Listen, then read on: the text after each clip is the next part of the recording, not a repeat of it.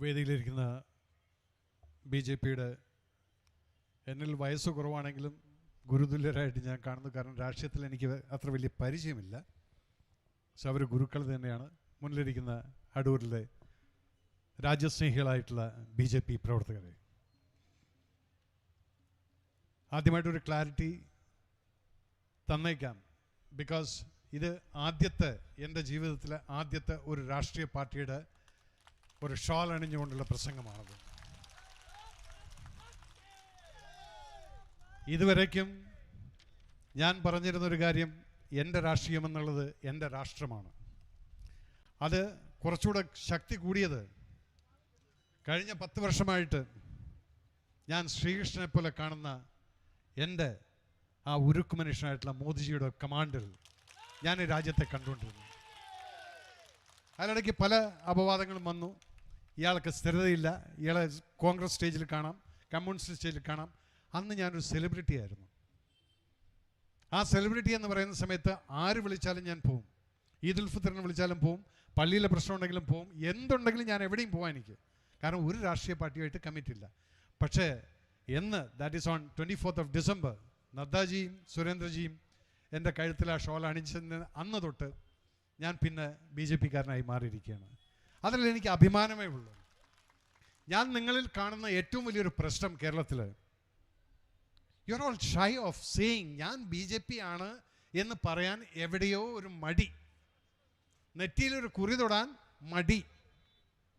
എൻ്റെ വീട്ടിലൊരു മുസ്ലിം സഹോദരൻ വന്നു കഴിഞ്ഞാൽ അവൻ അന്ന് അവിടെ കിടക്കുന്നുണ്ടെങ്കിൽ നിങ്ങൾക്ക് എന്നും എൻ്റെ വീട്ടിൽ വന്ന് കാണാം, ഒരു നിസ്കാരപ്പായ അവിടെ ഉണ്ട്. എന്നിട്ട് പടിഞ്ഞാറ് എങ്ങനെയാണെന്നുള്ളത് കറക്റ്റായിട്ട് ഞാൻ മാർക്ക് ചെയ്തിട്ട് എൻ്റെ ഗസ്റ്റ് റൂമിനകത്ത് ഞാൻ വെച്ചിട്ടുണ്ട്. Because that is what is major review എന്ന രാഷ്ട്രത്തെ സ്നേഹിക്കുന്ന ഒരു രാഷ്ട്രവാദിയായിട്ടുള്ള ഇന്നത്തെ ഈ BJPക്കാരൻ. സോ നമ്മൾ ഒരിക്കലും വർഗീയരല്ലായിരുന്നു, ഇപ്പോഴുമല്ല, എന്നുമല്ല. പക്ഷെ നമ്മളെ പറഞ്ഞ് പരത്തിയിരിക്കുന്നത് കേരളത്തിൽ എസ്പെഷ്യലി അത് ലെഫ്റ്റിസ്റ്റിൻ്റെ ഒരു അജണ്ടയാണ്. BJP വർഗീയർ, അവർ വന്നു കഴിഞ്ഞാൽ മുസ്ലിങ്ങളെ നിങ്ങളെല്ലാം ഓടേണ്ടി വരും. ഞാൻ ചോദിക്കട്ടെ, കഴിഞ്ഞ 10 വർഷമായിട്ട് ദാമോദർ മോദിജി ഈ കേരള ഗവൺമെൻറ്, ഇന്ത്യ ഗവൺമെൻറ് ഭരിക്കുന്ന സമയത്ത് എവിടെയാണ് ഒരു കമ്മ്യൂണൽ വയലൻസ് ഉണ്ടായിരിക്കുന്നത് എന്നുള്ളത് ചോദിച്ചാൽ അതിന് ആർക്കും ഉത്തരമില്ല, പറയാനില്ല. കേരളത്തിൽ എവിടെയെങ്കിലും ഹിന്ദു മുസ്ലിം റൈറ്റ്സ് ഉണ്ടായിട്ടുണ്ടോ? ഇല്ല. പക്ഷെ ചോദിച്ചാൽ എന്താണ്, അവർ വോട്ട് ചെയ്യല്ലേ കേട്ടോ. ഇത് തന്നെയാണ് ഇപ്പോഴും പറയുന്നത്. BJPക്കാർക്ക് ഒരിക്കലും വോട്ട് ചെയ്യരുത്. അതിവിടെ TV യിലും അവിടെ ഇവിടെ എല്ലാം കാണാം. ഇപ്പം അതല്ല ഇവിടുത്തെ പ്രസക്തി. ഇനി വരാൻ പോകുന്ന ലോക്സഭ ഇലക്ഷൻ എന്നുള്ളതാണ്. നിങ്ങളൊന്ന് മനസ്സിലാക്കൂ, കഴിഞ്ഞ ഇലക്ഷന് 20 പേരെ ഇവിടുന്ന് എലക്ട് ചെയ്തിട്ട് അങ്ങ് പറഞ്ഞു വിട്ടു. എന്താ ഉണ്ടായത്? അവിടെ പോയി കുറേ ഇംഗ്ലീഷും ട്രോൾ ചെയ്യാൻ പറ്റുന്ന കുറേ ഇംഗ്ലീഷ് ക്വസ്റ്റ്യൻസൊക്കെ ചോദിച്ച് കുറേ ട്രോൾ ചെയ്ത് 5 കൊല്ലം കഴിഞ്ഞ് അവർ പുട്ടടിച്ച് പെൻഷൻ വാങ്ങിച്ചിരിക്കാൻ പോവാണ്. കേരളത്തിന് എന്തെങ്കിലും ഒരു കാശിൻ്റെ ഉപകാരം ഉണ്ടായിട്ടുണ്ടോ? ഉണ്ടായിട്ടില്ല. എന്നാൽ രാജ്യസഭാ MP ആയിട്ട് പോയിട്ടുള്ള സുരേഷ് ഗോപിയെപ്പോലുള്ള ഒരു വ്യക്തി എന്തെല്ലാം കാണിച്ചു എന്നുള്ളത് നോക്കിക്കഴിഞ്ഞാൽ അത് മതി. അതിനുവേണ്ടി നിങ്ങൾ ഓരോരുത്തരും ഇവിടുന്ന് എലക്ട് ചെയ്ത് പറഞ്ഞയക്കും ഓരോരോ MP മാരെ. ആ MP മാർ അവിടെ പോയി കഴിഞ്ഞാൽ അതിൻ്റെ ഗുണം കിട്ടുന്നത് നമ്മുടെ ഇന്ത്യക്കാർ, ഈ കേരളത്തുകാർക്കാണ്. ആ കേരളത്തിന് ഗുണം കിട്ടണമെങ്കിൽ നാളെ ഇന്നിവർ നശിപ്പിച്ചുകൊണ്ടിരിക്കുന്ന ഈ യുവതലമുറയുടെ ബാക്കിയായി വരുന്ന നമ്മുടെ പേരക്കുട്ടികൾക്ക് ജീവിക്കണമെങ്കിൽ ഇനിയും നമുക്കിവിടെ കേരളത്തിൽ BJPയുടെ അടിവേര് ഉറപ്പിക്കേണ്ട കാര്യമുണ്ട്. ഇല്ലെങ്കിൽ നമ്മുടെ പേരക്കുട്ടികൾ വഴിയാധാരമാവും. ഇന്ന് കാണുന്ന എന്താണ്, ഗവർണറെ പോലും തടയാൻ വേണ്ടിയിട്ട് പറഞ്ഞയക്കുന്ന ഈ കുട്ടിക്കുരങ്ങന്മാരെ ചോറ് വാരിപ്പിക്കുന്നുണ്ടല്ലോ, ചുടുചോറ്. എന്നിട്ട് എന്തായി? അവർ പോയി ജയിലിൽ കിടക്കുന്നു.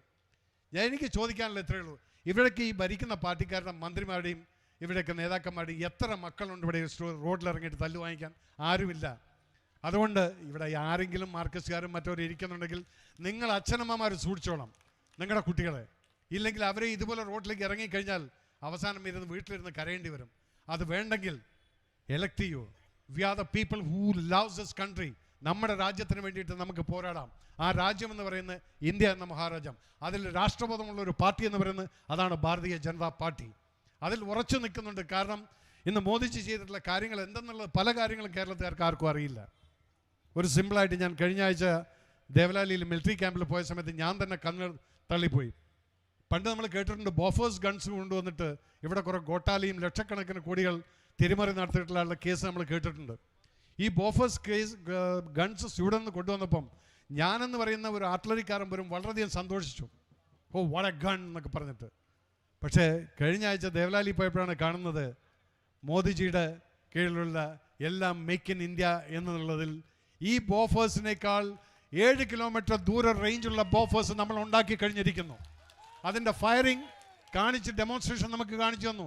ആ ലെവലിലേക്ക് നമ്മുടെ ഇന്ത്യ വളർന്നിരിക്കുന്ന സമയത്ത് why you people are not realising that? എന്തുകൊണ്ട് നിങ്ങളിത് റിയലൈസ് ചെയ്യുന്നില്ല, പറയില്ല അവിടെ എന്ത് നടക്കുന്നു എന്നുള്ളത്. റോക്കറ്റ്സ് എല്ലാം ഫോറിൻ. ഇന്ന് വേറൊരു കാര്യം, ഈ ബോഫേഴ്സിൻ്റെ അവന്മാർ നമ്മളെ സ്വീഡൻകാർ നമ്മളെ ബ്ലാക്ക് മെയിൽ ചെയ്യാൻ ചോദിക്കും. ആ സമയത്താണ് മോദിജി പറഞ്ഞത് എന്തുകൊണ്ട് നമുക്കിതിവിടെ ഉണ്ടാക്കിക്കൂടെ. എന്താണ് ബ്ലാക്ക് മെയിലിംഗ്? ഗണ്ണ് വാങ്ങിച്ചു, പക്ഷേ അതിൻ്റെ ആമിനേഷൻ അവർ ആദ്യമേ ഒരു വിലയിട്ടിരുന്ന 2 ലക്ഷമായിരുന്നു. അവർ മോദിജിയുടെ ഗവൺമെൻറ് വരുന്ന സമയത്ത് ഇവരതിനെ സ്ട്രെയിറ്റ് അവേ കൊണ്ട് ഒരു റൗണ്ടിന് അവർ 27 ലക്ഷം രൂപയാക്കി. ഈ 27 ലക്ഷം എന്ന് പറഞ്ഞാൽ ഇതിന് ആയിരക്കണക്കിന് ലക്ഷക്കണക്കിന് റൗണ്ട്സ് വാങ്ങിക്കണം.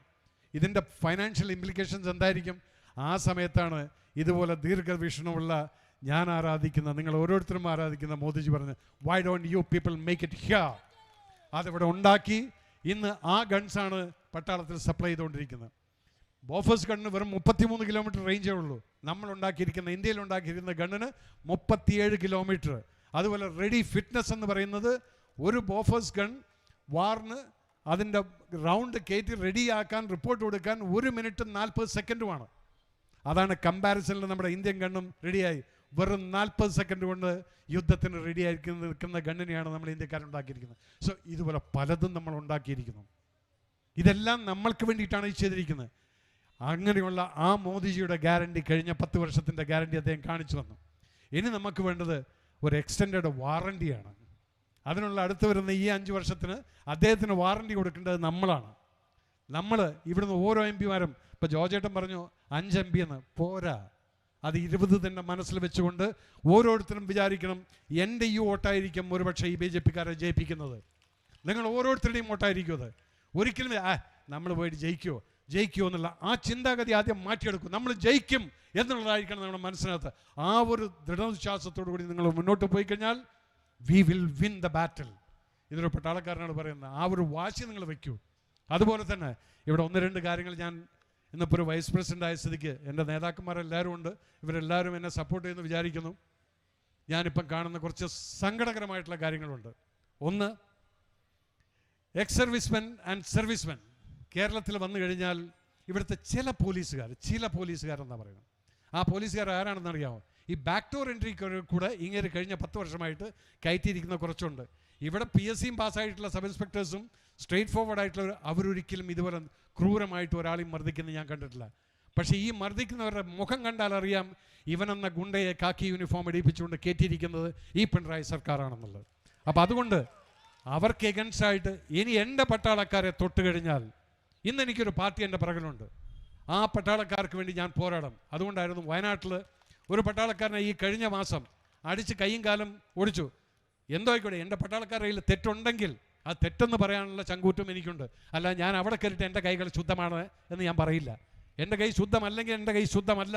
എൻ്റെ പട്ടാളക്കാരൻ കള്ളു കുടിച്ചിട്ട് വല്ലതും അഭ്യാസം കാണിച്ചിട്ടാണ് അടി വാങ്ങിച്ചെങ്കിൽ അതിനെ ഞാൻ എതിർക്കും, പോലീസുകാരെ ഞാൻ സപ്പോർട്ട് ചെയ്യും. പക്ഷെ അവിടെ നടത്തിയത് കാലൊടിച്ചിട്ടു, എന്നിട്ട് പോലീസ് സ്റ്റേഷനിൽ അവർ കൊണ്ടിട്ട് ഹോസ്പിറ്റലിലിട്ട് ആ ഹോസ്പിറ്റലിൽ അവനെ തിരിച്ചു കൊണ്ടുപോകാൻ സമ്മതിച്ചില്ല. അന്നാണ് ഞാൻ വിചാരിച്ചു ഓക്കെ, ഞാൻ BJP-യുടെ വൈസ് പ്രസിഡൻ്റ് ആയിട്ടിരിക്കുന്നു, let me start working. I inform the Kannur army. അവർ ട്രക്കിൽ അവിടെ കൊണ്ടുവന്ന് ഇറക്കി. ആ ഇറക്കിയത് ഞാൻ പറഞ്ഞു ഒരാളും ഒന്നും ലോക്ക് എഗൻസ്റ്റ് ആയിട്ട് ചെയ്യരുത്. പക്ഷേ ആ പട്ടാളക്കാരനെ ഇറക്കി കൊണ്ടുപോയിട്ട് മെഡിക്കൽ കോളേജിലോ അല്ലെങ്കിൽ ആർമി ഹോസ്പിറ്റലിലോ കൊണ്ട് ആക്കണമെന്ന് ഇമ്മീഡിയറ്റ്ലി പോലീസ് ആക്ഷൻ ചെയ്തു. അതെന്താണ്? ചോദിക്കാനും പറയാനും ആളുമില്ലാത്തപ്പോൾ നിങ്ങളുടെ എല്ലാവരുടെയും മേക്കിട്ട് കയറാൻ ആൾക്കാരുണ്ടായിരിക്കും ഇവിടെ. അതിനി നടക്കില്ല എന്നുള്ളത് ഞാനിവിടെ വെച്ച് ഞാൻ പറയുകയാണ്. അപ്പോൾ ആ പട്ടാളക്കാർക്ക് വേണ്ടി ഞാൻ ഫൈറ്റ് ചെയ്യും. അതുപോലെ തന്നെ നിങ്ങൾ ഓരോരുത്തർക്കും നിങ്ങളുടെ കുട്ടികൾ വഴിതെറ്റിപ്പോകാതിരിക്കാം. കാരണം ഇവർ നടത്തുന്ന ബിസിനസ്സുകൾ പലതുമുണ്ട്. ഞാൻ ഏത് പാർട്ടി എന്നുള്ളതല്ല ഞാൻ പറയുന്നു.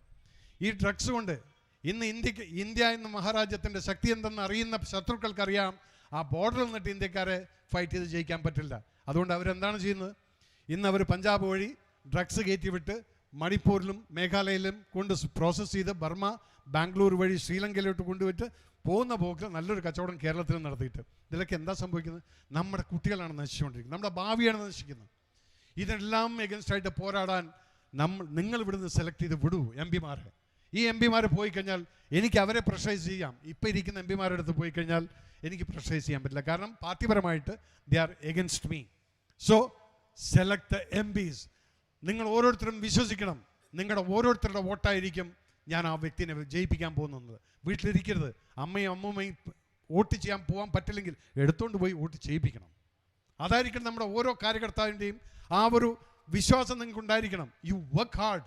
നിങ്ങളെപ്പോലുള്ള ചെറുപ്പക്കാരാണ് ഞങ്ങൾക്ക് വേണ്ടത്. ബിക്കോസ് നിങ്ങളായിരിക്കണം അന്ന് ഈ വോട്ടിനെ മസ്റ്റർ ചെയ്ത് അത് ബൂത്തിലോട്ട് കൊണ്ടുവരേണ്ട ആവശ്യമുണ്ട്. അല്ലാതെ നിങ്ങളും അവിടെ സൈഡിലിരുന്നുകൊണ്ട് കാര്യം നടക്കില്ല. ഓരോരുത്തരും ഇറങ്ങി നടക്കണം. അങ്ങനെ ചെറുപ്പക്കാരെയാണ് ആവശ്യം. നിങ്ങൾ മുന്നോട്ട് വരൂ. നിങ്ങളുടെ മുന്നിൽ നിൽക്കാൻ ചങ്കും വരിച്ച് ആദ്യം വരികയാണെങ്കിൽ അത് ഞാൻ വാങ്ങിച്ചോളാം, കാരണം I am use to that. So all of you come behind and we will take this party forward. That is all what I want to say.